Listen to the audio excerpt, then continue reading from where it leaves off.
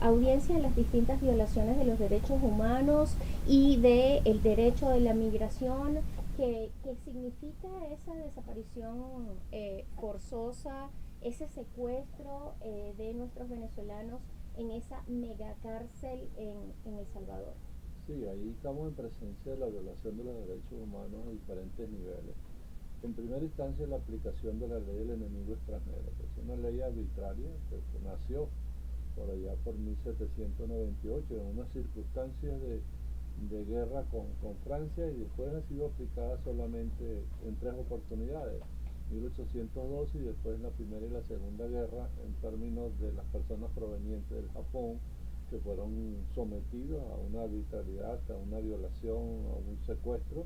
Esa misma forma de la ley, porque es que la ley es tan arbitraria y tan negadora del derecho internacional, que habilita al presidente a administrar la justicia de manera directa, de tal manera que el presidente de los Estados Unidos no necesita llevar por tribunales ni abrir casos para la defensa legítima, sino que aplica directo. Esa es la primera violación y viola la Carta de Naciones Unidas, viola lo que tiene que ver con el derecho a migrar, viola la norma en términos de los derechos de los migrantes, en términos del trabajo. Entonces, y lo otro elemento segundo, que no solamente se aplica de manera arbitraria y violadora de los derechos humanos, que se da con un segundo elemento, que es el envío de los venezolanos a una cárcel de máxima seguridad en El Salvador, es decir, y se da las cárceles sin ningún tipo de proceso, justamente en esa definición que Venezuela ha definido de hacer todo lo posible por activarse en términos de movilización. Hoy la prensa reseña que Venezuela presenta dos corpos en favor de los migrantes secuestrados, es decir, que hay un grupo de abogados presentes en la cual está introduciendo un caso en términos de la Sala Constitucional de El Salvador para que se hagan valer los derechos. Y se están haciendo dos peticiones importantes, la petición de la libertad o la petición de la preservación de los derechos en los procesos que deben tener los privados de libertad venezolanos. Eso cumple con lo que el presidente Nicolás Maduro ha dicho: vamos a favor, vamos a proteger a nuestros hermanos, vamos a crear conciencia a nivel internacional. Entonces se está operando en diferentes formas, se está haciendo la denuncia y recientemente nuestro embajador en el Consejo de Derechos Humanos, Alexander Yane, hizo la denuncia y pedía que dónde estaban las posiciones del Consejo de Derechos Humanos, cuando el Consejo de Derechos Humanos de Naciones Unidas permanentemente está denunciando a Venezuela y hasta el momento no había dicho absolutamente nada en un caso tan vulgar de la defensa de los derechos humanos, de tal manera que mantenemos por un lado la denuncia en los organismos internacionales, mantenemos la denuncia en términos de la aplicación de la ley con el desarrollo de estos abogados, mantenemos hoy, hay una movilización de todas nuestras embajadas a nivel internacional. Igualmente eso va a ser combinado con los comités de solidaridad, con los comités antifascistas y las movilizaciones que en Venezuela se está dando. Eso comprueba que, y se lo decimos a los migrantes nuestros hermanos, ustedes no están solos.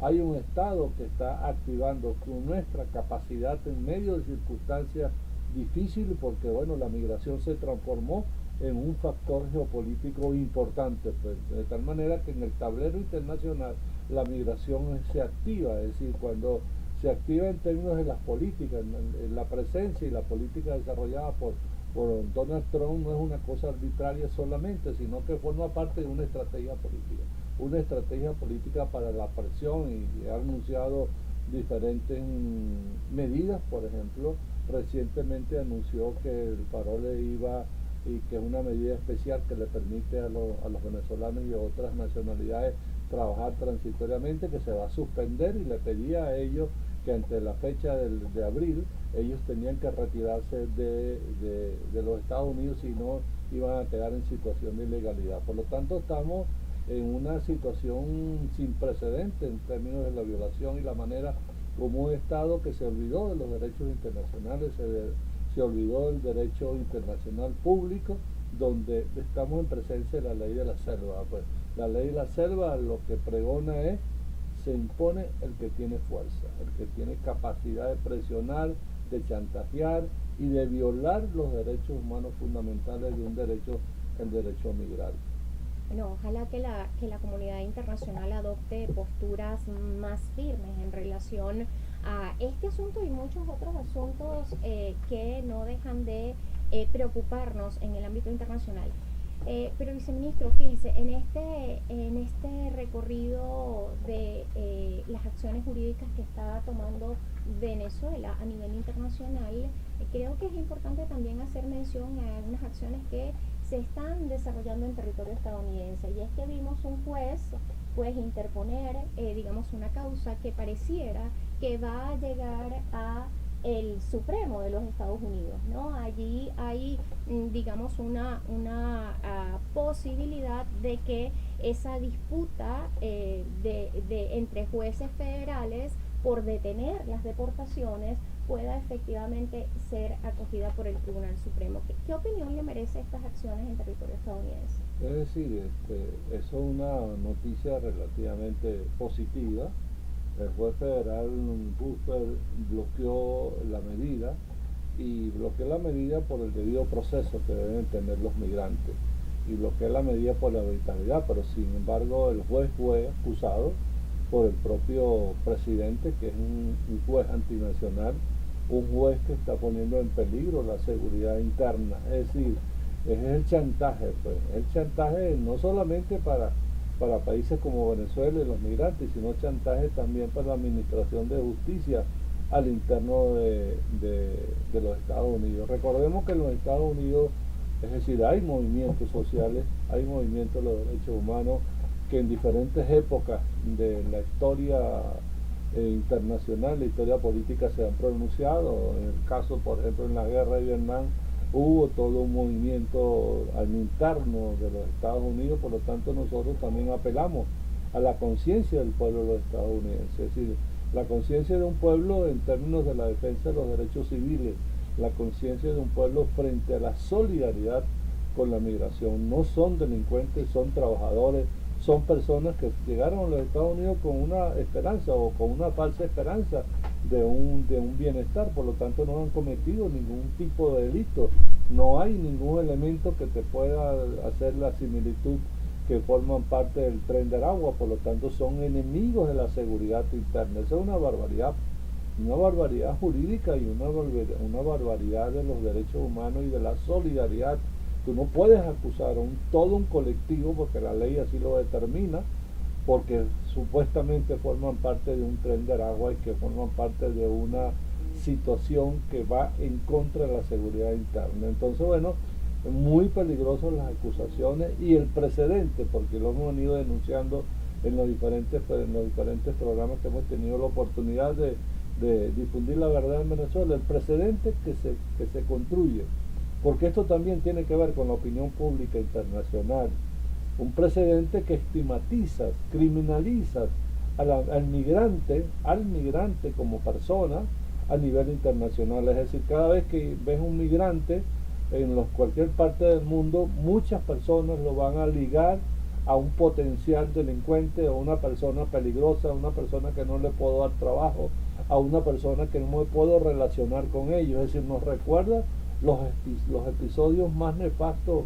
de la sociedad y del mundo en lo que tiene que ver con el fascismo, de Hitler. Entonces, bueno, el hecho de ser judío o el hecho de ser gitano era penalizado desde el punto de vista natural, era una persona de segunda que no tenía derecho ético de preservar tu vida. Esa misma situación lamentablemente se está presentando a nivel internacional. No es cualquier cosa, es decir, porque ya el daño está hecho. Ahora estamos ahorita trabajando por preservar la vida y la libertad de estos venezolanos, pero en términos simbólicos, en términos de figura, en términos de estigmatizar, judicializar el derecho al trabajo del migrante, ya está hecho, el mal está hecho. Y uno quisiera saber, es decir, que por eso que es importante la reacción al interno de los Estados Unidos, qué está pensando el pueblo estadounidense, el común del pueblo con respecto a esta situación, porque no lo está diciendo cualquiera, le está diciendo el presidente de la República. Entonces, bueno, eso es una circunstancia difícil, es compleja, le toca a los hermanos venezolanos vivir. Por eso es que nosotros, alrededor de lo que está pasando, nosotros hemos dicho desde el viceministerio que esta situación debe conllevar a la creación de la conciencia. ¿La conciencia de quiénes? La conciencia del pueblo venezolano, de lo que representa la migración, de tomar la opción de la migración, la conciencia de los migrantes a nivel internacional. Es decir, llegó el momento de la unidad y nosotros lo decimos de manera muy clara y tajante. ¿Quién puede defender y quién está defendiendo a los migrantes? El Estado venezolano. Por lo tanto, esa separación, esa fractura que se creó, que fue impregnada del odio, que fue parte de la campaña política y vale en las circunstancias para denunciar de manera directa a la señora Machado.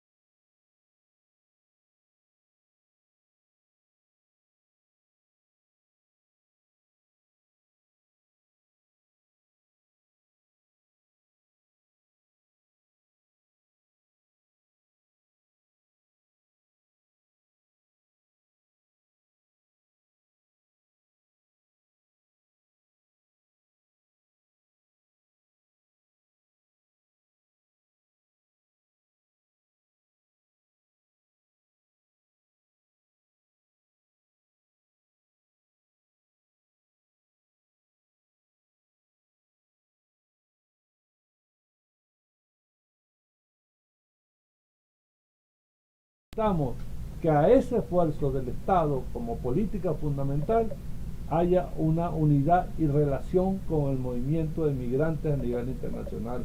Los migrantes tienen que organizarse, tienen que crear los comités en defensa de los derechos humanos, tienen que crear alianza y cercanía con nuestros representantes diplomáticos a nivel internacional. Así es, embajador, por supuesto que sí, y además reiterar y recordar de sus palabras que migrar no es un delito, pero digamos, sí, mientras que el bloqueo, por supuesto, que sí es un delito, que niega nuestros derechos o que niega, por supuesto, las posibilidades también de la misma población migrante. Y en este sentido usted se refería un poco al triste y pobre papel que ha tenido al menos una de las representantes de la oposición, pero digamos es una posición que es ampliamente compartida en el resto de la oposición nacional e internacional.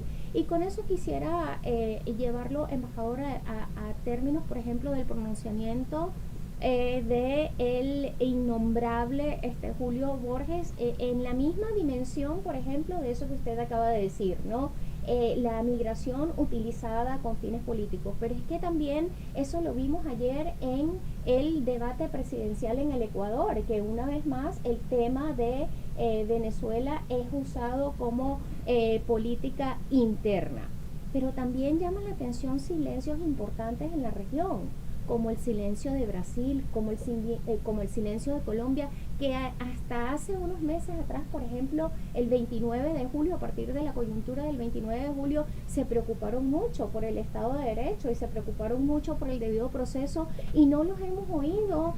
¿A qué cree usted que se deben estos silencios, embajador, en la escena internacional? Por ejemplo, el silencio también de la Organización Internacional de Migración frente a un hecho tan digamos, evidentemente violatorio de una serie de convenciones, porque la única convención a la que pudiéramos referirnos no es solamente la Convención de los Migrantes, ¿no?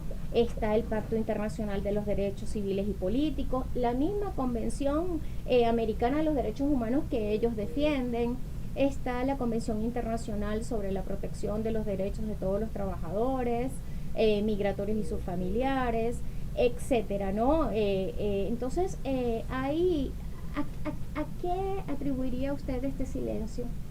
Sí, es un aspecto importante de analizar. Es un silencio porque está operando la diplomacia del chantaje.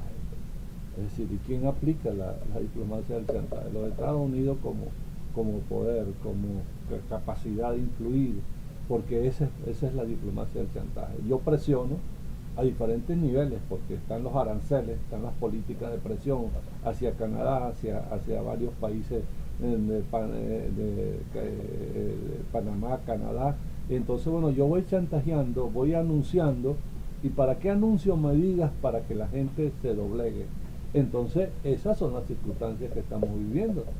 Una circunstancia de máxima presión para doblegar la voluntad soberana de los pueblos. No voy a hacer señalamientos particulares de algunos países que son países amigos, pero evidentemente que ellos también agarran la presión y ese te encoge, porque esa es la política de la aplicación de los Estados Unidos. Si uno analiza la política dentro del pragmatismo de la política exterior, es decir, voy, presiono, aflojo, vuelvo a presionar, y esa es la diplomacia del chantaje, la diplomacia del engaño, dijeran nuestros especialistas en la Pedro Garo Franquillo González.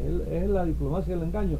Te dice un aspecto, te dice algo y hace lo contrario. Entonces es ahí donde nosotros, y Venezuela lo ha venido denunciando, nosotros denunciamos toda la aplicación de ese tipo de política, mantenemos una línea de política coherente. Evidentemente que se pone en evidencia varios aspectos, la evidencia de los organismos internacionales, es decir, no solamente OIM, ACNUR, el Consejo de los Derechos Humanos, es decir, dentro de las personas, de la contradicción de las personas detenidas en El Salvador, hay unas personas que formaron parte de un programa que yo he venido denunciando desde mi presencia en Ecuador, que es el programa de migración segura. ¿Y qué era ese programa? Ese programa era que yo te financiaba la familia, te pagaba el pasaje, te conseguía la visa y te daba una inserción laboral. Esas mismas personas hoy están privadas de libertad en El Salvador. Es decir, tú la llevaste allá. Una oportunidad me tocó en Ecuador reunirme con la OIM y le decía que qué razón de ser tenía la aplicación de esa política. Si esas familias tenían cierto nivel de estabilidad en el Ecuador, ¿por qué ibas a fracturar la estabilidad ofreciendo una ayuda de ese tipo? Entonces, bueno, me dijeron que forma parte del donante. Yo les pregunto quién es el donante. El donante era la embajada norteamericana. Entonces quiere decir que la OIM se ha transformado en un brazo ejecutor de la política norteamericana. Aplica la política cuando hay que aplicar la política en ese programa. Toma el silencio porque ese silencio va a favorecer a los Estados Unidos. Esas son las contradicciones. Por lo tanto, el derecho multilateral hoy está en crisis. Está en crisis frente al unilateralismo de parte de un gobierno en contra de los estados, de aplicación de medidas coercitivas. Ahí está el anuncio que hizo recientemente Estados Unidos, la aplicación de unos aranceles para todo aquel que compre el petróleo venezolano y a la vez da la licencia para operar el Chevron. Esa es la manera de cómo se está operando en estos momentos. Entonces, bueno, por eso es importante llamar a la conciencia, hacer la denuncia, seguir presentando la voz de Venezuela, pero eso tiene que ser una voz colectiva en términos de la denuncia. No es cualquier cosa que está sucediendo.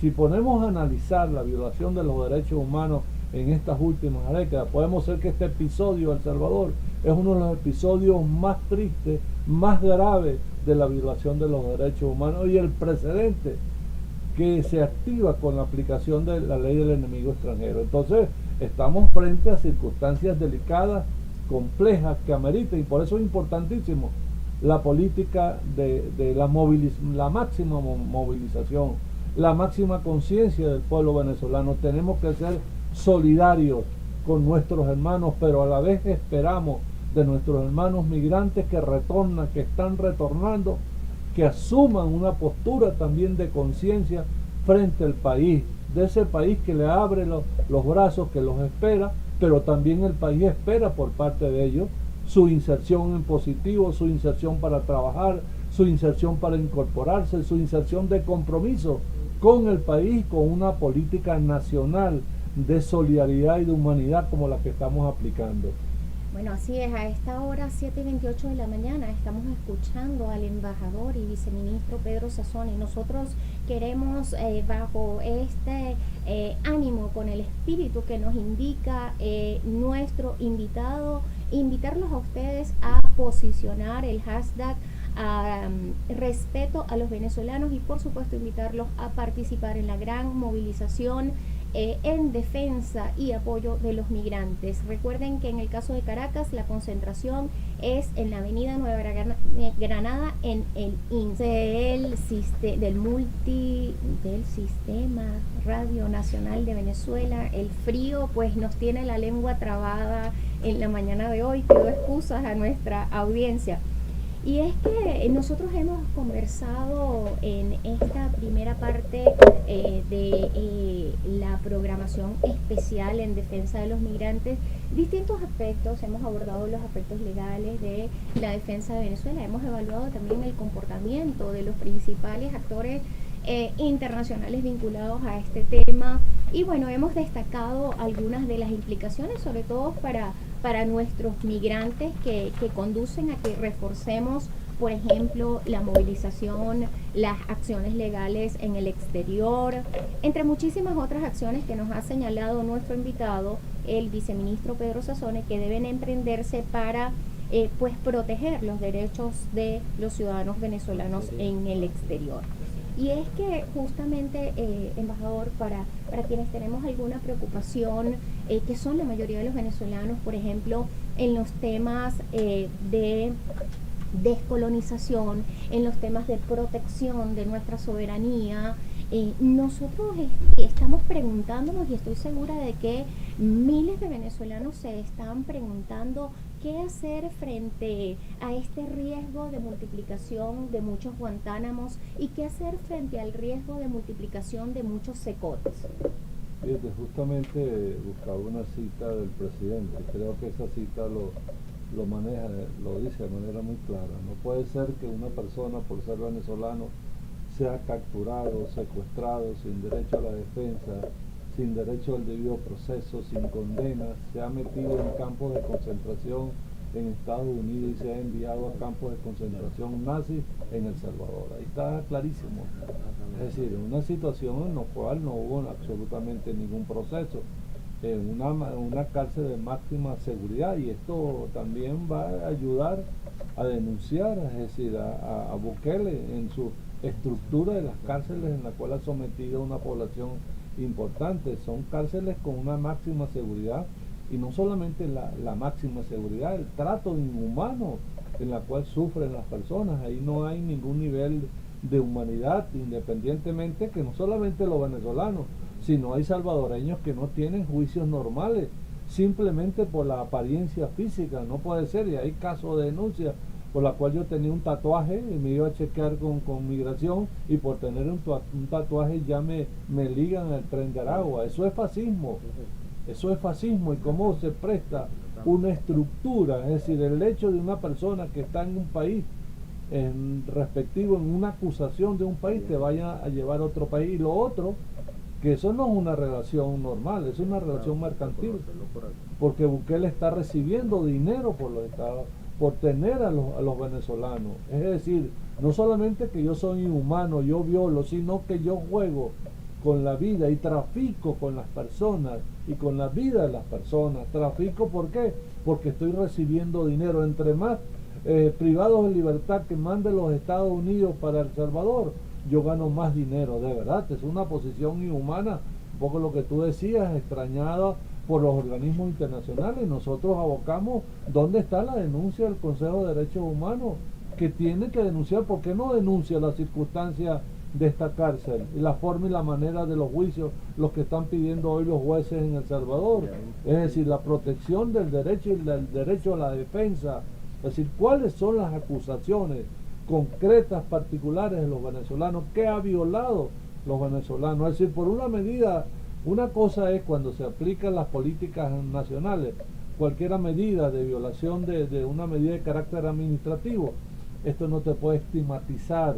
Es decir, y hay personas que tenían todos sus documentos en regla, que habían llegado a los Estados Unidos cumpliendo con la normativa que no habían violado, que eran trabajadores. Y lo otro, las circunstancias que están viviendo los venezolanos en los Estados Unidos. Hay un pánico colectivo, de tal manera que tú no sales a la calle. ¿Quién te va a denunciar? Porque te puede denunciar un vecino que tú eres un migrante venezolano. Dijeran un pasaje triste cuando el fascismo, cuando un joven le decía, se llevaron a mi amigo. ¿Y qué dijiste tú? Le preguntaba al joven. No, lo único malo es que él era judío. Cuando le preguntan a un joven, lo único malo que era el venezolano. No puede ser, de verdad. De verdad. Es decir, Es la peor situación en la cual estamos viviendo. Entonces no hay normas que tú vayas a reconocer o vayas a evaluar de dónde venimos. Y por cierto, hubo una reunión reciente del Pacto Mundial para la Migración Segura, Ordenada y Regular. Esta es una convención internacional. Esta es la primera medida global multilateral de la mayoría, del 80% de los organismos de Naciones Unidas, que por cierto los Estados Unidos fueron parte fundador, creador del Pacto Mundial y luego se retiran del Pacto Mundial. ¿Y por qué se retiran del Pacto Mundial? Porque en el primer gobierno de Trump, que ahora es ratificado, porque él dice que los Estados Unidos como país no se va a regir y se va a determinar por una medida de carácter global multilateral. No, que ellos definen su propia política. En otras palabras, ellos hacen lo que les da la gana en términos de la aplicación del respeto o el respeto a los derechos humanos. Entonces, el Pacto Mundial se reunió recientemente. Cuando uno lee los documentos del Pacto Mundial, es decir, ahí hay toda una serie de estructuras, de objetivos, no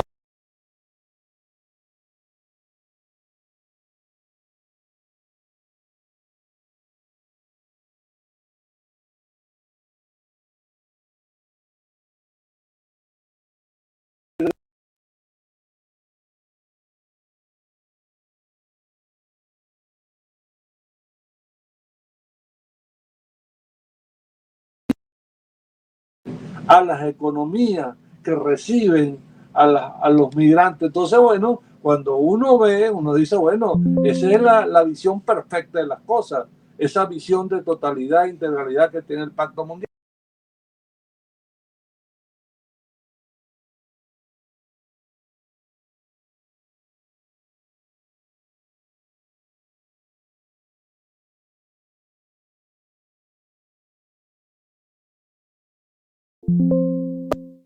Las políticas xenofóbicas, pero se han beneficiado de la presencia de los migrantes. ¿Por qué se benefician de la presencia de los migrantes? Bueno, porque el migrante labora en situaciones en las cuales no se respeta el derecho laboral, no se respetan los salarios, no hay seguridad social, hace actividades que el nacional no hace.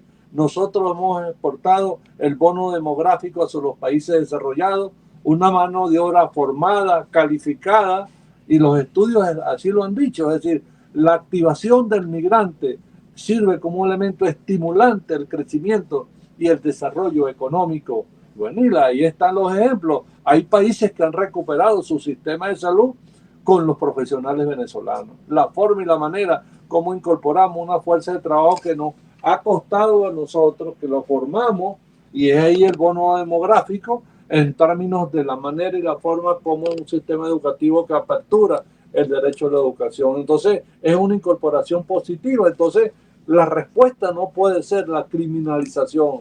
La respuesta no puede ser que es un delito la presencia del migrante. La respuesta tiene que ser en la aplicación de la norma y del derecho público internacional, del derecho humano a los migrantes, el derecho que tienen a trabajar. Pero nosotros hemos venido diciendo varias cosas. La necesidad de la conciencia y la necesidad de un elemento importante que hemos colocado en la mesa que hoy tiene un mayor valor, el derecho al retorno, el derecho a mirar el país, la necesidad de solidificar, consolidar la identidad del ser venezolano, la identidad y la incorporación del migrante en términos de su visión de país. Es decir, esos son los elementos de los valores que hay que reforzar en estos momentos. Los valores de la identidad, los valores de la venezonalidad, los valores del sentir nacional. Es decir, hay cosas que no se pierden y que tú puedes ser migrante y puedes estar en cualquier parte del mundo, pero el hecho de la identidad el sentido de pertenencia, que fue el elemento. Recordemos que la migración fue instrumentalizada desde el punto de vista del ataque político. La migración ha jugado un factor importante de atacar el sistema político venezolano. ¿Venimos de dónde? Venimos de acusar a Venezuela de una crisis humanitaria, de aplicar las medidas coercitivas unilaterales y a la vez que destruiste la base económica de sostenibilidad de una población que fue el factor fundamental desde el punto de vista del comportamiento del fenómeno de la migración, y a la vez que instrumentalizaste desde el punto de vista económico, hiciste una guerra cognitiva para que ese migrante saliera con odio. Y ahí está la posición de María Corina. No solamente lo está haciendo ahorita, lo ha venido haciendo durante todos estos años, en celebrar la aplicación de las medidas coercitivas, promocionar la salida, reproducir el odio en los migrantes para que odien a su país, hacia el Estado venezolano, y hoy se alegra con las medidas que están aplicando para que sean privados de libertad en El Salvador. Esas son las realidades. Por lo tanto, la migración ha sido un factor permanente de ataque político al modelo social y revolucionario de Venezuela. Es decir, es la manera de decir. Y ahí están las cifras. Todavía algunos organismos internacionales mantienen la cifra de que son 7 millones de personas, y uno decía, bueno, ¿y por qué ellos abultan las medidas? Porque también se beneficiaba de los números. En la medida en que fuese mayor el número de migrantes, tú recibías mayor dinero de apoyo. Nosotros vivimos el espectáculo, me tocó vivir el espectáculo en Ecuador, de los países donantes del plan de Quito. En términos, llegaron hasta el extremo de decir que ellos iban a producir los documentos de identidad del venezolano porque no existía el Estado, porque el Estado venezolano era un Estado fallido. Y dijeron del Estado fallido, ¿por qué? Porque querían activar la responsabilidad a proteger. Cuando un Estado no está en condiciones de proteger a su población, teóricamente un tercer país puede intervenir. Todo eso ha estado en la historia, y todo eso hay que ponerlo sobre la mesa en la reflexión de dónde venimos, cuál es el antecedente, cuáles han sido los procesos políticos de ataque a Venezuela con la utilización de la migración. Evidentemente que en esa dinámica han participado diferentes países, han participado. ¿Quién formaba parte de la Declaración de Quito? Todo el Grupo de Lima. Es decir, eso que tú decías, cómo algunos países se prestan. Bueno, se han venido prestando. ¿Qué era el Grupo de Lima? Un Grupo de Lima, un grupo de países instrumentalizados para atacar a Venezuela, y utilizaron el elemento de la migración como un ataque. Cuando decían los organismos internacionales, ACNUR sigue diciendo que los migrantes venezolanos son refugiados, y nosotros lo hemos ido denunciando de manera permanente. Compruébeme que los venezolanos son refugiados. Cuando tú eres refugiado, tú no puedes volver a tu país, porque eres perseguido, porque tu vida está en peligro. Y cuando ellos aplican su propia normativa de si calificas para ser refugiado, no calificas para ser refugiado, porque fue y es una migración de carácter económico. Sin embargo, ACNUR sigue hablando de los venezolanos, de los migrantes venezolanos, como refugiados. ¿Y por qué por refugiados? Porque los estigmatiza, pues, en términos de por qué eres refugiado, porque sale huyendo de un país, de un régimen dictatorial. Ahí ha estado en toda la forma y la manera como se ha planteado el tema de la migración, pues. Bueno, así es. Estos son, digamos, parte de todos esos ensayos y de todos esos laboratorios que se han intentado contra el país, justamente para socavar los esfuerzos nacionales soberanos. Pero es que no solamente tiene que ver con, digamos, esa concatenación de hechos. Fíjese que es importante que ahora estamos bajo el globo de ensayo del terrorismo, ¿no?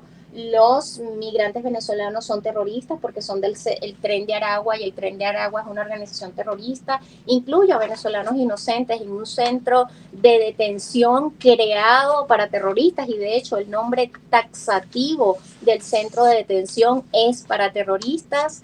Y pues esto es parte, este tema de el tratamiento que se está dando a la migración venezolana, lo consideramos una operación de guerra total a baja intensidad, ¿no? Justamente creadas por laboratorios y tanques de pensamiento de la CIA y por supuesto por parte del Departamento del Estado norteamericano. Y fíjese que usar este tema como una matriz para declarar a Venezuela también como Estado terrorista, que es lo que seguiría a toda esta matriz, ¿no? Se parece un poco a la situación de Al Qaeda, de Bin Laden, etcétera, etcétera. Lo que sí es que nosotros debemos destacar es que las circunstancias ahora mismo en Venezuela son diferentes y quienes deben ser retornados, quienes deben ser enviados a estos centros para luego venir a cumplir frente a la justicia con Venezuela son, por ejemplo, Julio Borges, Juan Guaidó, Leopoldo López, David Molanqui, Carlos Betio, Lilian Tintori, etcétera, etcétera. Toda esa serie, digamos, de personajes que pues han invitado, financiado y pedido el boicot y el bloqueo económico a Venezuela.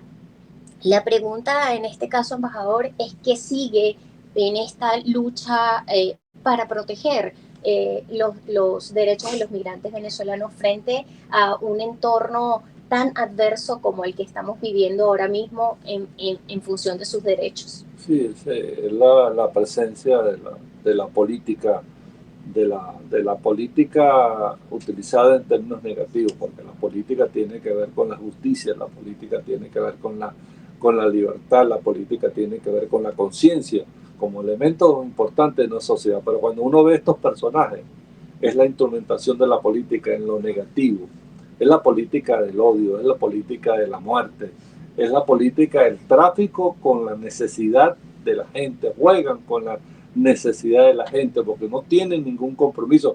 Lo denunciaba el presidente. ¿Quiénes son estos personajes? ¿Estos personajes de qué viven? Viven del dinero que supuestamente apoyaban las democracias, es decir, Julio Borges y toda esta camarilla. Es decir, ¿y dónde viven ellos? ¿En qué producen? ¿Ellos son empresarios? No, ellos son personas que han vivido y se han enriquecido de la utilización de la política, de esa política nefasta en contra del Estado venezolano. ¿Quién ha pedido de manera sistemática la aplicación de las medidas coercitivas unilaterales? Estos personajes. ¿Y qué ha provocado? Bueno, toda la situación que ha vivido este pueblo, que vivió el 2017, 2018, 2019, enfermedades, hambre, bloqueo económico, un país que fue asfixiado en su desarrollo del comercio internacional, un país que fue bloqueado su empresa, y a ellos no les importa si esa aplicación, cuál es la visión, siempre me produzca beneficios políticos, independientemente que tendrá por adentro la libertad, la vida de la gente, porque no les importa. Es por eso que yo decía que esto no puede pasar como un episodio más. Tiene que haber una generación de conciencia de un sector importante de la población, de la conciencia de lo que es la política utilizada de manera nefasta, de alegrarse lo que hace la señora Machado, de alegrarse para que vayan a El Salvador. Es decir, el pueblo tiene que despertar, ese pueblo que lamentablemente de manera ingenua los ha seguido a ellos como supuestos líderes políticos. Entonces, esta circunstancia tiene que poner en evidencia una manera tan nefasta de llevar la política de un sector importante que son un sector terrorista, porque si algún terrorismo tiene que ver eso, la aplicación de las medidas coercitivas es una aplicación terrorista porque va en contra de la libertad y el derecho que tienen los pueblos a ser felices. Entonces, bueno, frente a ese hecho tiene que haber una reflexión, no es cualquier episodio. Lo que está en juego es la vida de la gente, es el derecho del trabajo, por lo tanto, las propias personas. Si tú eres un sujeto de derecho, los migrantes son un sujeto de derecho, pero para yo ser sujeto de derecho tengo que tener conciencia de mis derechos, tengo que tener conciencia de mi dignidad como migrante, como persona. Entonces, bueno, esa conciencia tiene que generar organización, tiene que generar una capacidad organizativa de los migrantes a nivel internacional, tiene que haber una unidad. Llegó el momento de la unidad de todos los venezolanos, de la unidad del migrante con el Estado venezolano. El Estado no lo puede hacer solo y así los migrantes tampoco lo pueden hacer solo. Como yo le decía, en Ecuador, ¿quién es la única institución que los protege? El consulado, la embajada. Nosotros no somos enemigos y nunca hemos sido enemigos de ellos. Es decir, a pesar de toda la política nefasta, yo siempre digo un episodio sobre lo que vivimos en Ecuador. A mí me tocó coordinar 62 vuelos de vuelta a la patria. Los primeros vuelos que decían que eso era un invento de los chavistas, que era mentira, que la gente estaba retornando, que los aviones llegaban, daban una vuelta y se venían con los chavistas. Nosotros vivimos y que nosotros le íbamos a quitar los pasaportes, que nosotros cuando las personas se montaban en los autobuses para el aeropuerto, uno tenía que decirle a los hermanos venezolanos dónde están los pasaportes. No, los pasaportes están escondidos en la maleta porque no van a quitar el pasaporte. Todo esto tiene un precedente. Y de ahí venimos, por lo tanto, toda esa situación que hoy vivimos tiene que ser analizada en todo su conjunto. Y como yo digo, la violación de los derechos humanos no es solamente esta violación tan cruel, ha sido de manera permanente. La violación al derecho al trabajo, la violación al derecho de estudio de los niños, estigmatizar a los niños por ser venezolanos, la xenofobia en contra de la población migrante. De ahí venimos, de esa situación que ha sido de manera permanente en cada uno de los países. Por lo tanto, eso que se pregonó, eso que se promovió por parte de las organizaciones no gubernamentales que también vivieron y viven todavía de la migración, que decían, sal como pueda, la esperanza de vida tuya, de mejoramiento de vida está en la salida. Por eso que nosotros decimos en estas circunstancias, no migrar es un derecho. Es decir, hay que crear conciencia de la población y de los jóvenes nuestros que no pueden seguir viendo la migración como una opción de vida, que tu capacidad de realización y de mejora de vida pasa porque tú te vayas y no puede ser. Lo he venido denunciando que algunas universidades en Venezuela sigan promoviendo los programas de estudio y de becas para irse al extranjero. No puede seguir que las universidades nuestras le sigan diciendo a sus jóvenes, sobre todo algunas universidades privadas, que la migración es una opción frente a la situación económica. Por eso es que nosotros decimos, no migrar es un derecho, el trabajo, la conciencia hacia adentro, hacia el país, hacia tu país, el colocar lo mejor que tú tienes en tu formación como profesional. No puede ser que tú estés en el quinto, séptimo semestre y ya estés pensando cómo te vas del país. Entonces, bueno, esos son los niveles de conciencia, porque no hacemos nada con la denuncia, que es ya importante, la preservación de la vida de los venezolanos. También tiene que haber una conciencia que no migrar es un derecho, el derecho que tiene y que tenemos todos los venezolanos de permanecer en nuestro país, de trabajar por nuestro país. Y eso es un mensaje para los jóvenes. Los jóvenes tienen que ver como opción, única opción de trabajar por su país. Eso no quiere decir que no vayamos a estudiar, que no vayamos al extranjero, pero no puede ser que tu opción de vida, tu formación esté en función de cuándo te vas del país. Es decir, un círculo perverso. Regresa gente y se va personas. No, no puede ser. Llegó el momento de la conciencia. Así es, queridos venezolanos, Venezuela nos necesita a todos. Hagamos de este país nuestra mejor opción. Embajador, fíjese estas contradicciones en el ámbito internacional. Nosotros nos estamos aproximando al cierre del programa y es que mientras nosotros hoy nos vamos a mantener movilizados, mientras nosotros seguimos en los espacios internacionales llevando la voz de todos los venezolanos migrantes, mañana los mercaderes de los migrantes inocentes se van a reunir en El Salvador. Mañana la secretaria de Seguridad Nacional de los Estados Unidos va a visitar la megacárcel de Secot, y al mismo tiempo Bukele ha dicho que si él tiene que, está dispuesto a investigar las supuestas violaciones de los derechos humanos sufridos por los venezolanos, supuesta entre comillas, porque nosotros estamos convencidos de que sí ha habido efectivamente y flagrantemente violación de los derechos humanos. Y es que el contexto, en el marco de este contexto, nosotros hacemos votos desde acá porque esa sea una reunión que pueda llevar a la pronta liberación de los venezolanos que están allí detenidos, fundamentalmente porque desconocemos hasta ahora la lista de los ciudadanos venezolanos que están allí detenidos. Por lo tanto, se ha violado también el principio de protección consular que implica que nosotros conozcamos quiénes son los venezolanos que están allí para poder asistirlos. No obstante, el gobierno venezolano está dispuesto a asistirlos con o sin esa lista, ¿no? ¿Cuál es el mensaje frente a esta coyuntura, embajador, para despedirnos? Sí, en lo primero nosotros esperamos de verdad, y ya se activó, nosotros esperamos que la Sala Constitucional de El Salvador se pronuncie. Nosotros metimos a través del grupo de abogados, el grupo Acosta, metimos una medida y nosotros esperamos que se pronuncie la Sala Constitucional, una medida habeas corpus para proteger la vida y el derecho al debido proceso de estos venezolanos. Es decir, tenemos que saber cuál es, porque cada caso tiene una particularidad y cada caso tiene que ver con la búsqueda de la situación particular de cada uno. Es decir, ¿dónde están las violaciones de cada una de estas personas? ¿Qué delitos cometieron estas personas? Entonces, le esperamos un pronunciamiento de la Sala Constitucional. Evidentemente que ellos tienen una movilización a nivel de América Latina. Este señor nefasto, el secretario de Estado de los Estados Unidos, Marco Rubio, está haciendo todo un recorrido a nivel internacional. ¿Y por qué hace el recorrido?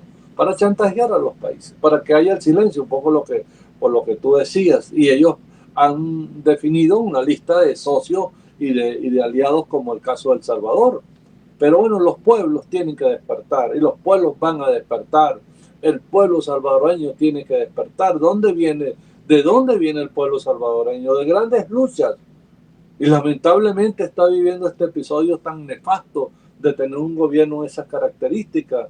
El pueblo salvadoreño es un pueblo de resistencia, un pueblo que ha luchado. Por lo tanto, también nosotros esperamos que la conciencia del pueblo salvadoreño se exprese a nivel interno como cada uno de los pueblos. Esas son las circunstancias, por eso la denuncia, por eso la solidaridad de todos los movimientos de defensa de los derechos humanos a nivel internacional. Esta semana va a ser una semana de movilización, se está activando todos los comités antifascistas, tienen diferentes actos a lo largo del mundo, a lo largo de varios países en América Latina y Europa. Igualmente que nuestra Cancillería y nuestros consulados se han activado en términos de la denuncia. Es toda una capacidad de movilización, pero nosotros necesitamos de la solidaridad internacional para nuestros migrantes, por lo que está en juego es la vida, son los derechos humanos de las personas como elemento fundamental de la convivencia de los países. Es decir, el mundo, y el mundo es mundo en términos de la paz, porque hay un derecho público internacional. No puede ser que se frene, que se elimine, que se acabe con el derecho público internacional, porque lo único que va a quedar es la ley de la selva. Y de ahí a la guerra es un paso, porque no hay normas, no hay límite para que los países como los Estados Unidos puedan actuar, o un señor Bukele pueda actuar. No les importa la vida de la gente, se alegran porque la gente está en máxima seguridad. Esas son las circunstancias. Por lo tanto, la conciencia y la movilización y la organización es un elemento importante dentro de la política que ha venido desarrollando el presidente Nicolás Maduro y todo el gobierno venezolano.